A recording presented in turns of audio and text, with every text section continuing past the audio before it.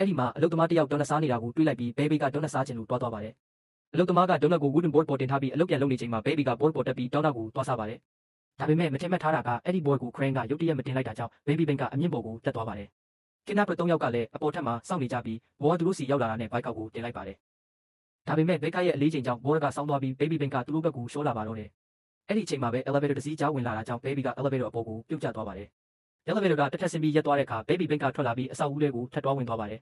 ဒီကနေကင်နာပရရဲ့ကန်ဆူမှုအစစပါတော့တယ်ဖိုးဘက်ကောက်ကဘောပေါ်မှာတန်းလန်းကြီးဖြစ်နေပြီးနိုးဘိုက်ကကူမဲလို့ရင်သူ့ပါတွဲလောင်းဖြစ်သွားပါတယ်နောက်ဆုံးနိုးဘိုက်ကဆက်မဆူဆူနဲ့ပြုတ်ကျပြီးဘက်ကောက်ကတော့အမိုက်ပုံနဲ့တန်းကျသွားပါတယ်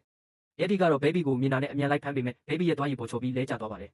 ထားလိုက်တဲ့အချိန်လက်ကပတ်တစ်ခုကိုနှိမ့်မိသွားပြီးစိတ်ကက်တဲ့ပစ္စည်းတွေသူ့ပေါ်ကျလာပါတယ်